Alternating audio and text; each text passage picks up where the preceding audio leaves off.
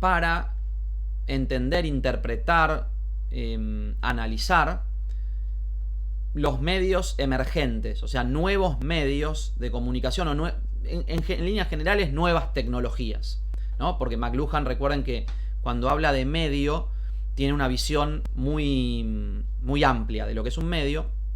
Entonces, básicamente podemos decir que el tétrade en realidad es un esquema, es un dibujo, una especie de gráfico que hace McLuhan para ayudarnos a entender estas nuevas tecnologías.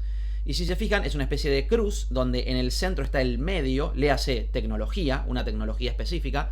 Podemos decir, por ejemplo, Bitcoin, ¿no? Una tecnología X novedosa que necesite análisis, ¿no? Imagínense, McLuhan no estaba pensando en el Bitcoin porque todavía en esa época no tenía capacidad de imaginar algo así. Sin embargo, su herramienta puede ser muy útil para entenderla. Ahora, dos cuestiones para antes de poner a explicar mejor en qué consiste este análisis. En primer lugar, hay que tener cuidado con cualquier herramienta, no porque cualquier persona venga y te diga, mirá, utiliza esto y el resultado te lo aseguro que va a ser un resultado científico de análisis. Esa no es la idea de McLuhan, por un lado. O sea, es una herramienta de análisis, pero la persona que analiza tiene que poner mucho de su propio, digamos, conocimiento.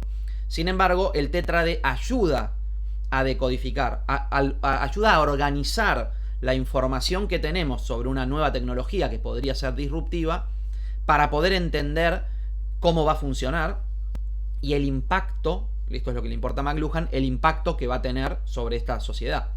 Si hablamos de Bitcoin, no sabemos si ese impacto, digamos, el impacto que podríamos analizar a través del tétrade va a ser necesariamente algo que se va a dar, porque obviamente el Bitcoin tiene un montón de detractores. O sea, hay análisis concretos sobre la aplicación y la adopción de ciertas tecnologías que no pueden solamente hacerse analizando en qué consiste la tecnología y cómo impacta en el medio, sino también que hay que entender las resistencias, que pueden ser políticas o técnicas, digamos, cosas que no sabemos de la implementación técnica de la idea, que podemos desconocer ahora y que en algún momento pueden saltar a la vista. Un ejemplo claro sería si de golpe el blockchain, que es la tecnología detrás de Bitcoin, se demuestra como insegura, inviable. Eso no creo que vaya a pasar realmente, porque lo que caracteriza al blockchain es la cierta robustez en cuestiones de seguridad, por ejemplo, o de la dificultad de ser copiado, transgredida o falsificada un documento, por ejemplo. Sin embargo, digamos, eso es lo que se asegura, es supuestamente el punto fuerte de la blockchain.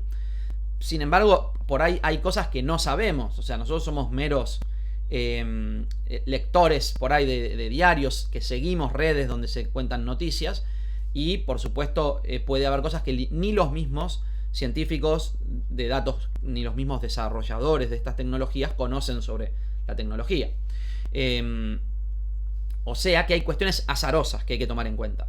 En segundo lugar, y esto tiene que ver con lo primero también, a veces se acusa a McLuhan de ser un determinista tecnológico. Es decir, se lo acusa en términos muy, muy vagos. Podríamos decir que si uno se toma literalmente el tétrade, podríamos decir, bueno, lo que salga de este análisis va a pasar necesariamente a causa de la tecnología. Es como que es científico que cierta tecnología va a determinar ciertas conductas. Y esto no es, de nuevo, lo que intenta hacer McLuhan, desde mi punto de vista.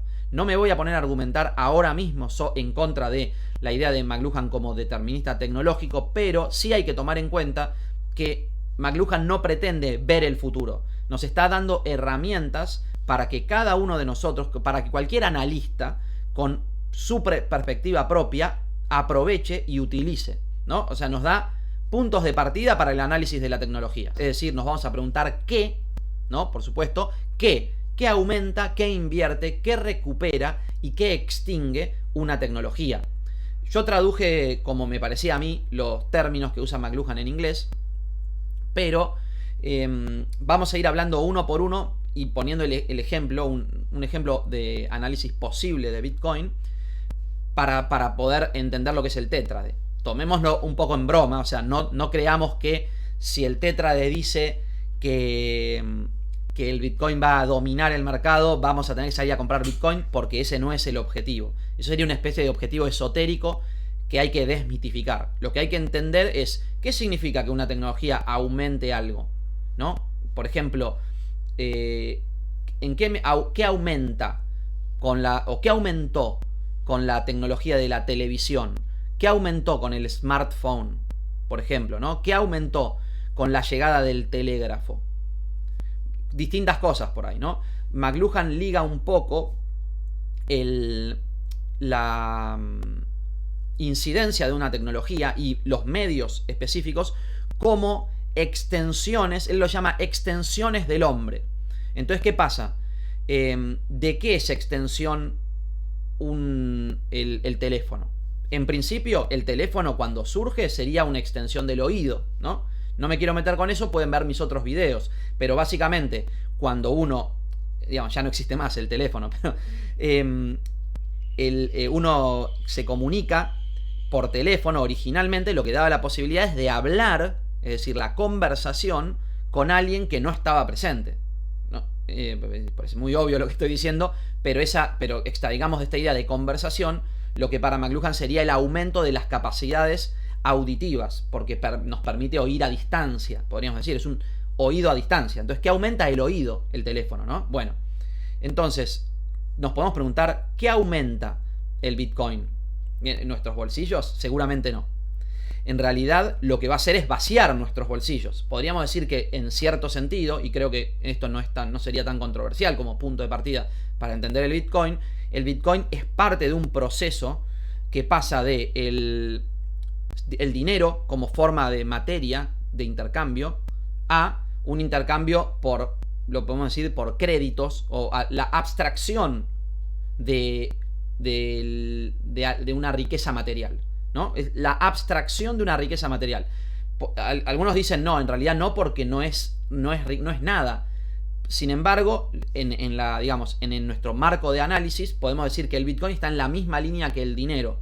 Entonces, para entender, por ejemplo, qué es Bitcoin, tenemos que entender también que el dinero es una tecnología, el dinero es un medio y fue producido, y esa producción fue, dada en un contexto específico, el contexto en el que aparece la figura del dinero, ¿no? Cuando empezamos vamos más atrás todavía, ¿no? En la genealogía del dinero que llega hasta Bitcoin. Antes del dinero, hablo completamente de oído, obviamente, pero antes del dinero se habla de la idea de trueque, ¿no? Como que las commodities, los objetos de valor, puede ser granos de trigo para hacer harina, o semillas para poder plantar, leche, productos alimenticios, o artesanías, por ejemplo, herramientas. Todo eso eran objetos, todas esas cosas eran objetos de valor en la antigüedad. Lo siguen siendo hoy en día. Imagínense en la antigüedad el mayor valor que podía tener una pala, si para producirla, con una producción artesanal, ¿no? Donde el que hacía una pala era un tipo que estaba todo el día construyendo herramientas, ¿no? Entonces, esas herramientas tenían cierto valor porque duraban cierto tiempo, porque requerían el trabajo de una persona, por un montón de cosas, eran valorados por la sociedad. No me voy a meter en el valor ahora, también hay otros videos donde hablamos de valor. Pero, en definitiva, tenían cosas que podían utilizar, si les sobraba o si tenían habilidades que podían aprovechar para hacer algo que le podía ser útil a otro, era lógico intercambiarlo, ¿no? Se vio como un proceso que se habla siempre en que en la prehistoria había medios de intercambio no monetario, ¿no? El trueque, lo llamado el trueque, ¿no? Entonces, a partir de ese momento, en algún momento, imaginen un mercado donde en algún poblado, cerca de varias pequeñas aldeas donde la gente se juntaba, venían cada uno con sus cosas. Un niño viene con una cabra, estuvo caminando 3 kilómetros porque tiene una cabra y la va a intercambiar por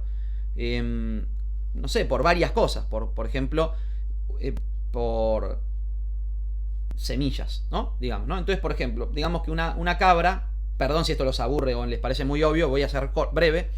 Una cabra vale 5 kilos de trigo, no sé, 100 kilos de trigo, es mucho 100. Pongámosle 20 kilos de trigo. Bien. O de harina, el trigo ya procesado. 20 kilos de harina. El trueque tenía una pequeña dificultad que tenía que ver con con el hecho de que, por ejemplo, por ahí uno no quiere 20 kilos de harina. Entonces, ¿cómo hago yo para resguardar el resto, lo que me sobra de la harina, para que cuando venga la semana que viene el tipo que trae quesos de un monasterio que queda a 30 kilómetros, yo le pueda dar se lo cambio a ese tipo, pero la harina se me puede, digamos, pudrir, se me puede, se puede deteriorar, ciertos productos se pueden deteriorar. Entonces empieza a aparecer esta necesidad por ahí de utilizar alguna de las mercancías como resguardo de valor. Por ejemplo, la sal podemos decir hipotéticamente, seguramente hay estudios serios sobre esto, pero podemos decir solo por la argumentación, sin necesidad de pretensión de que sea serio históricamente, pero podemos decir que la sal tenía mucha utilidad, porque la sal, por ejemplo, ayudaba a proteger a ciertas comidas del deterioro, se utilizaba para curar carne, para que eso se volviera, se pudiera consumir a lo largo del año, y esto en unas culturas donde quizás escasee la alimentación durante ciertos periodos y sobre en otros, entonces eso puede ser importante, pongámosle, ¿no? Entonces la sal, que no es tan, digamos, no es tan difícil de proteger, que no es que para poder resguardar costaba mucho, entonces por ahí con 1 kilo de sal podías pensar en o intercambiarlo por otros productos que vos necesitás, etcétera, y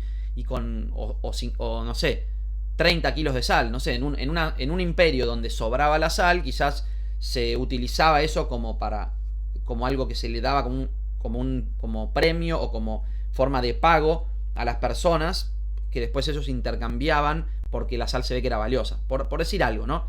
Bien, no me quiero extender en esto, ya fui demasiado, pero básicamente llegó un punto en donde ese medio de intercambio empezó a ser la moneda, ¿no? Y ahí me imagino que saben a dónde voy, ¿no? Como que la moneda de golpe dejó de valer, o sea, valía primero por su peso, ¿no? Porque era algo valioso en ciertos contextos, ¿no? El material del que estaba hecho, pero después empezó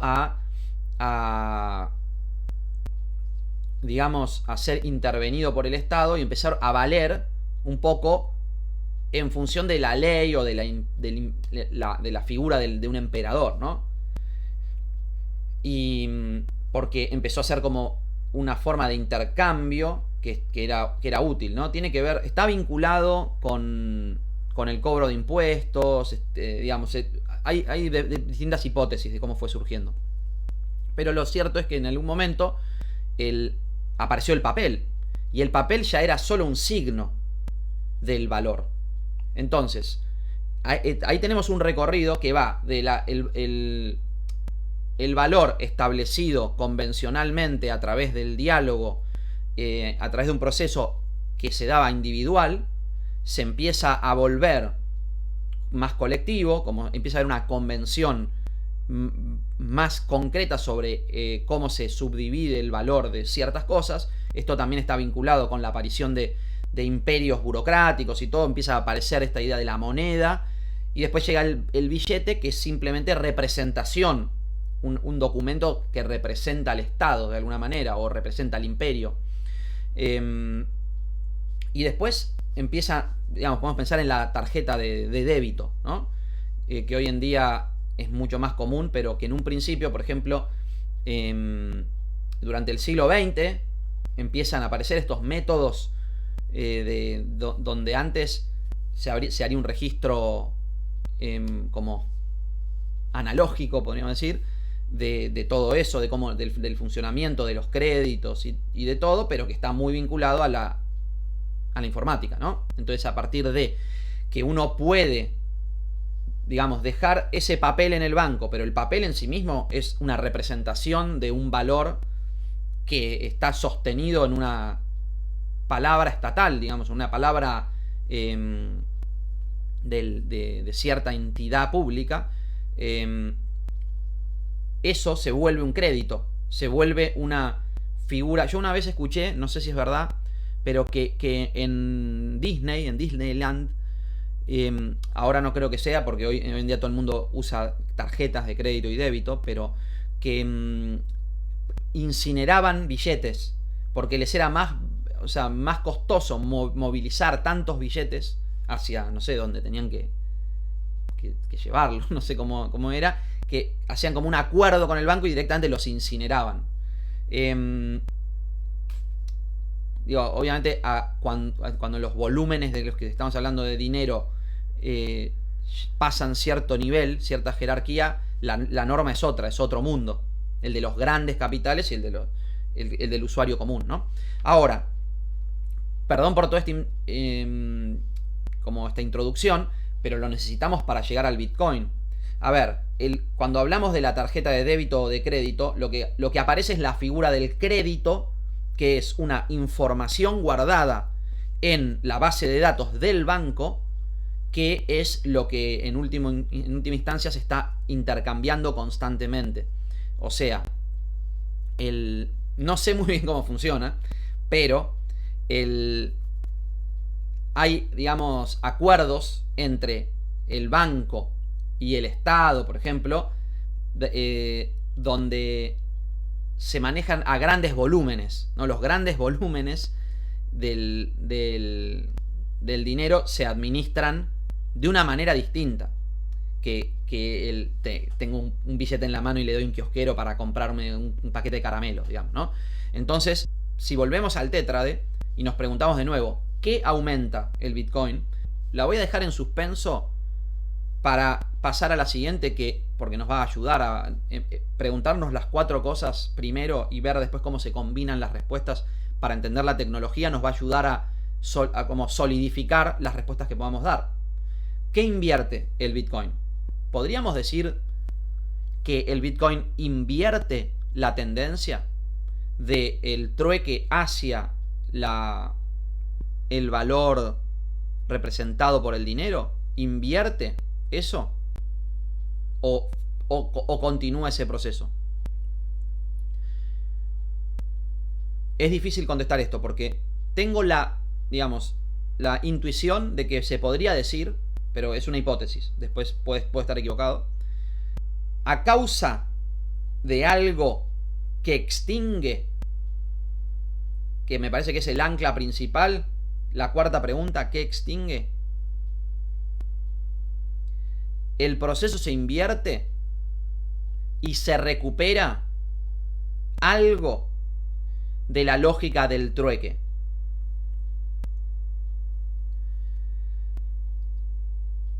Quizás digamos,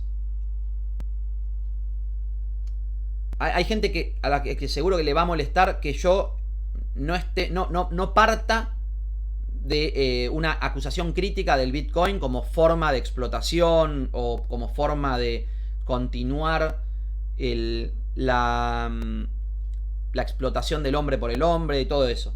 Ese análisis solo puede venir a posteriori si entendemos cómo funciona y qué impacto puede tener, creo yo. O sea que no es que yo... A ver, no coincido con aquellos que parecen creer que lo mejor es que cuando algo puede ser perjudicial o cuando estoy convencido de que algo es perjudicial, es tabú directamente. Es tabú tratarlo seriamente. Veo eso mucho en los medios. Como que se habla de Bitcoin como que hay cierto tabú. Hay cierto tabú sobre considerar el Bitcoin como una tecnología que puede ser buena o que dejar eso en suspenso para poder analizarlo. Percibo algo así. Voy a tratar de saltar ese tabú.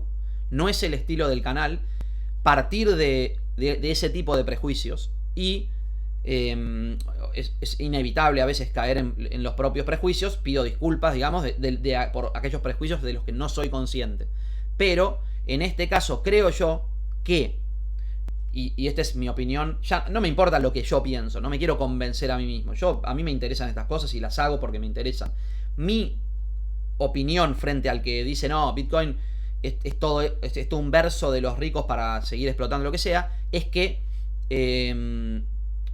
aún si fuera así, conviene estudiarlo a fondo y entenderlo bien. Bien. Porque detrás de Bitcoin hay una tecnología, que es el blockchain, que también tiene muchas ramificaciones, y entonces el tabú contra cierto uso de la blockchain puede invalidar el uso completo de la blockchain, que es una herramienta muy útil. Ahora, el video este no se concentra, no tiene interés de hablar de blockchain. Quizás en el futuro lo podemos hacer. Tenemos pendiente con mi amigo Juan Cruz,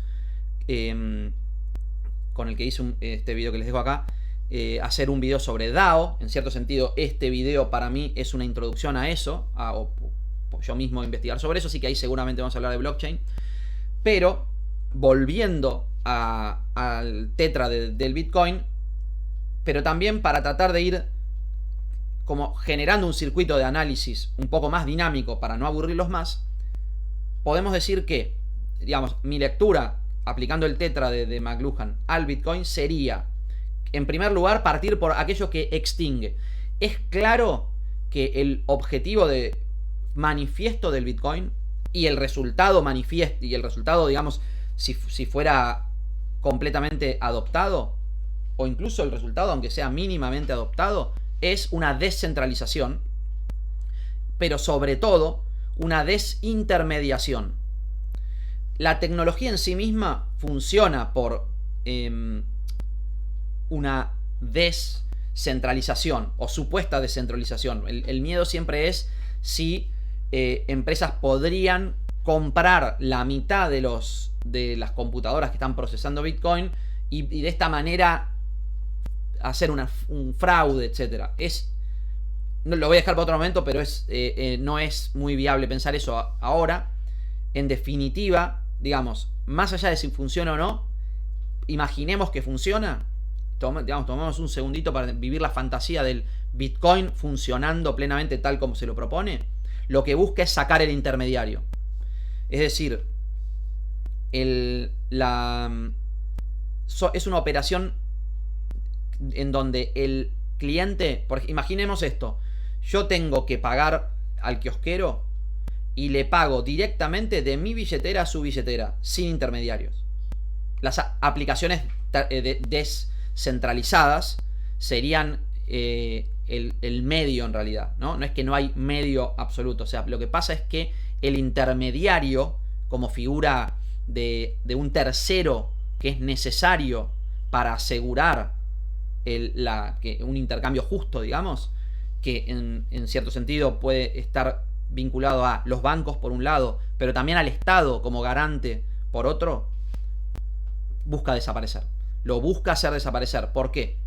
Porque la operación es de un intercambio de objetos, supuestos objetos de valor. Ahora vamos a ver esto, ¿no? Objetos de valor codificados, créditos, pero que funcionan por el sostén del grupo de gente que las usa, pero sin una institución oficial que domine jerárquicamente en el proceso de intercambio. Obviamente, digamos, esto no significa es la democracia del capitalismo, porque puede haber gente que tenga 1 millón de bitcoins y alguien que no tiene ninguno o tiene 0,001. Entonces no es que no quita la desigualdad, ni en principio podemos decir que favorezca la igualdad o desigualdad social. Eso habría que analizarlo puntualmente, pero busca extinguir el tercero en el medio, el intermediario. Por ejemplo, si nos vamos a Ethereum, del que podríamos hablar en otro video, ¿no? Pero que a mí me interesa más Ethereum que Bitcoin, digamos, pero el blockchain, a través de intercambios pautados entre partes, donde los contratos ya están como prefijados según un software específico o según una forma, una mediación, digamos, automatizada, despersonalizada, implicaría de alguna manera que el dispositivo, ¿no?, transforma el banco en una herramienta del usuario, ¿no? Las herramientas con las que cuenta el banco son, digamos, pueden ser configuradas para, digamos, tener una autoadministrar el intercambio de esta mercancía, ¿no? Entonces, como antes nosotros teníamos, digamos, teníamos el dinero o teníamos 1 kilo de trigo y eso lo teníamos nosotros y lo llevábamos y lo intercambiábamos personalizadamente, en eso consistía el trueque. La tecnología del blockchain aplicada al dinero, léase Bitcoin, pero sobre todo, creo yo, Ethereum, digamos, tienen distintas propuestas las distintas monedas. Yo, la verdad, honestamente puse Bitcoin porque creo que es el símbolo universal de este mundo cripto, digamos, ¿no? Pero con esta desintermediación se quita el banco del medio, intercambio directo entre personas.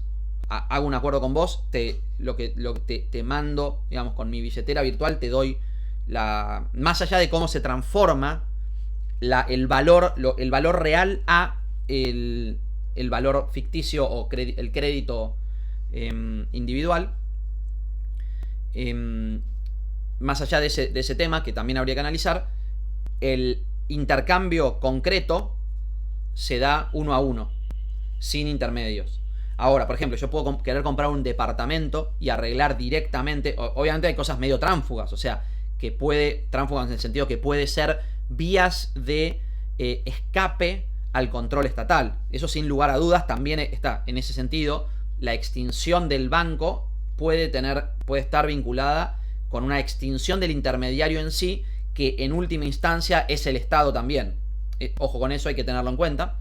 Digamos, como que como parte de la, entre comillas, utilidad de la herramienta.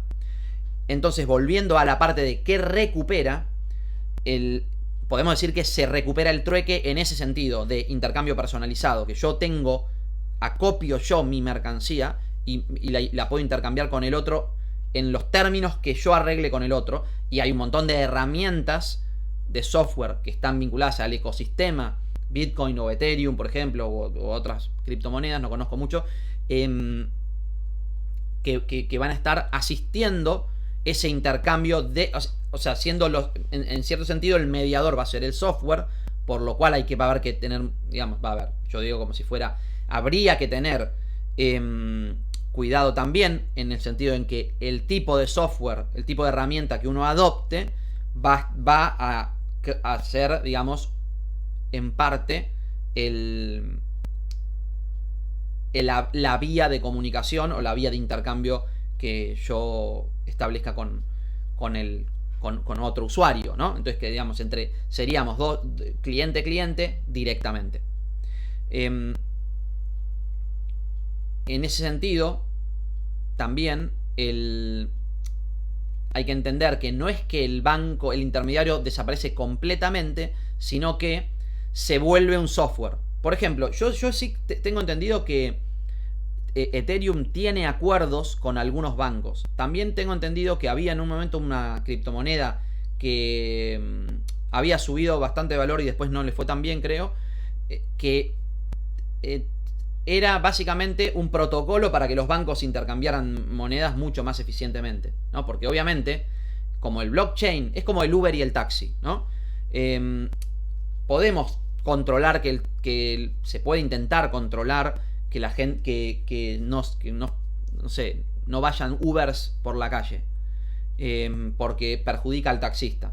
Pero el problema es que como la respuesta de Uber como sistema de transporte es más eficiente que el sistema taxi, es más eficiente en términos económicos, es más...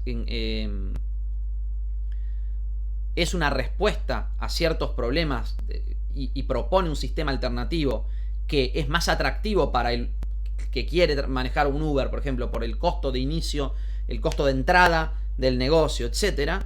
Es como que están en colisión inevitablemente y es muy probable que el taxi desaparezca y Uber o algún sistema tipo Uber, digamos, gane la pelea por una cuestión de cómo funciona la tecnología, por la eficiencia, en donde con la aplicación el conductor todo el tiempo tiene un cliente, por lo cual no pierde el tiempo vacío de espera, y como eso vuelve más eficiente, o sea que el negocio de llevar gente de un lado a otro en un auto gana más dinero, se gana más dinero utilizando esa tecnología puede competir con la anterior, que es de un mundo de otra época, digamos, ¿no?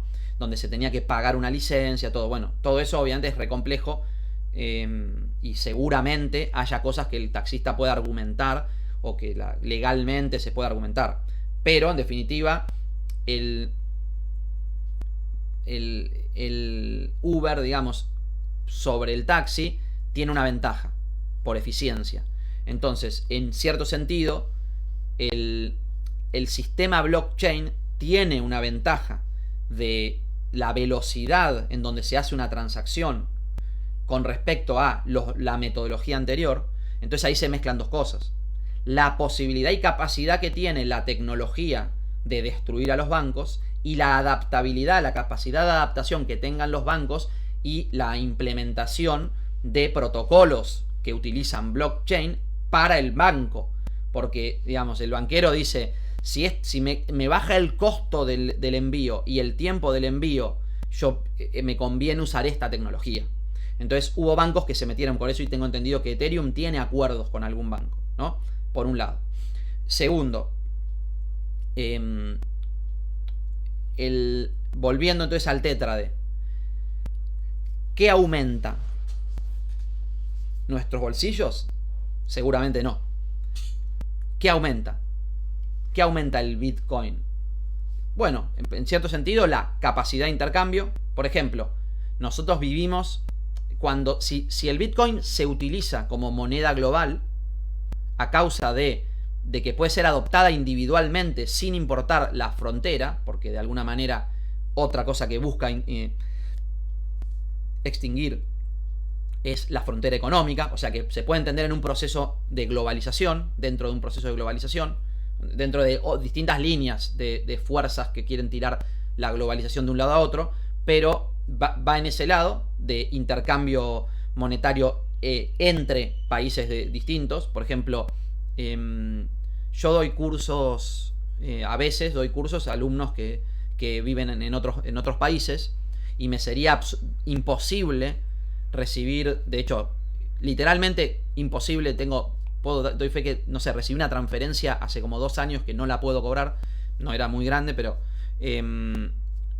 imposible hacerlo por medios tradicionales, y la criptomoneda, digamos, un intercambio muy que no era muy grande, entonces era sencillo de hacer, me fue útil en varias ocasiones. Realmente, para alguien que tiene un problema, que es difícil enviar dinero de un lado. Tengo un amigo también que vive en África, ¿no? Y hace años quiero laburar con él, trabajar con él. Vive en un país en Benín. Y una vez intenté mandarle, me acuerdo que el internet era muy cara en su país, y intenté pagarle la internet de su casa para poder estar más en comunicación y ver si podían salir laburos o cosas así, y me fue imposible. Me fue denegada la entrada de dinero a través de Western Union. No lo pude hacer, No, fue un trámite enorme que me llevó como 20 días y finalmente tuve que desistir y me devolvieron la plata. Entonces, cuando hay un problema así, esta idea de envío y recepción, una tecnología que resuelva eso va a ser muy eficiente y va a ser muy competitiva. digamos, ¿no? Yo creo que ese es el valor del Bitcoin. Siempre se fija para mí en la disputa mediática, se fija en cosas que no tienen, que tienen interés secundario para mí.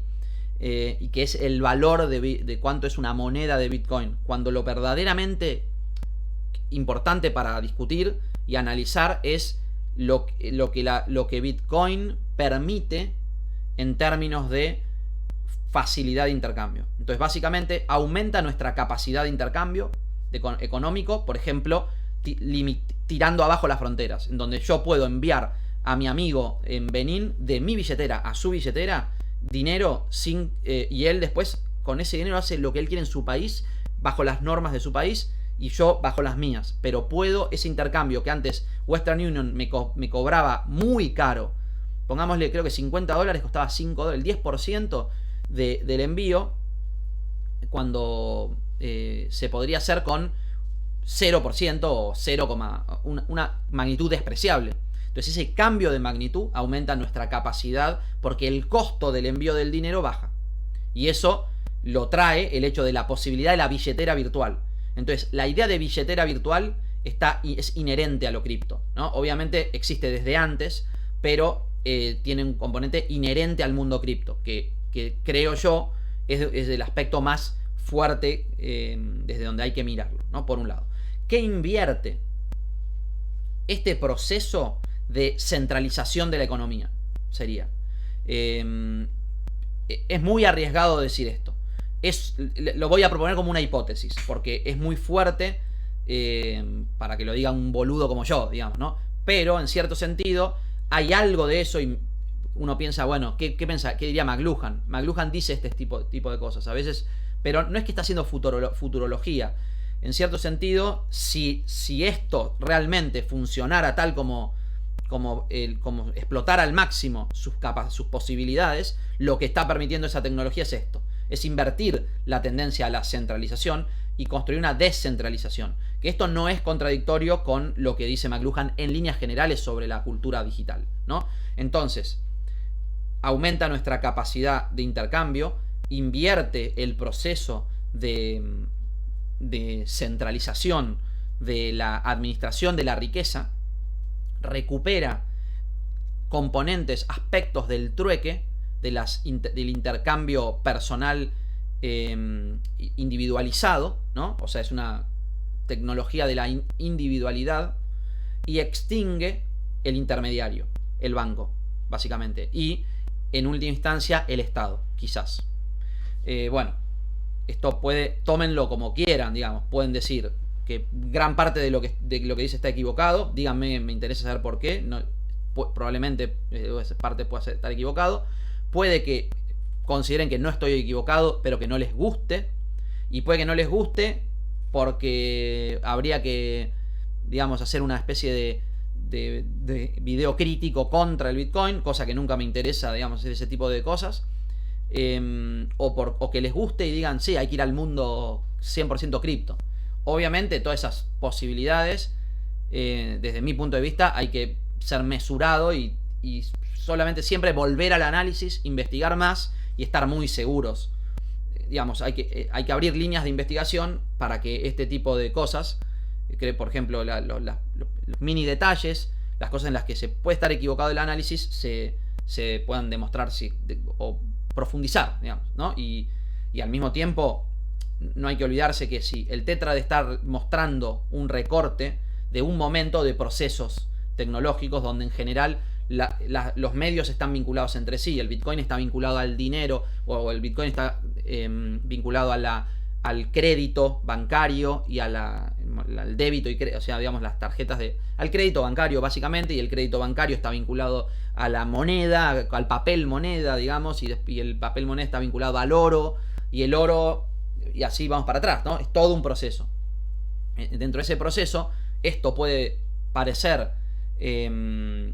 interesante y decir, bueno, va a resolver todos los problemas, pero si miramos atrás el problema, sí, hubo grandes innovaciones, pero no resolvieron todos los problemas y trajeron nuevos problemas. Entonces el Tetrad es una herramienta para ayudarnos a ver cómo estamos parados, y no hay que olvidar también la idea de McLuhan de mirar el futuro a través del espejo retrovisor.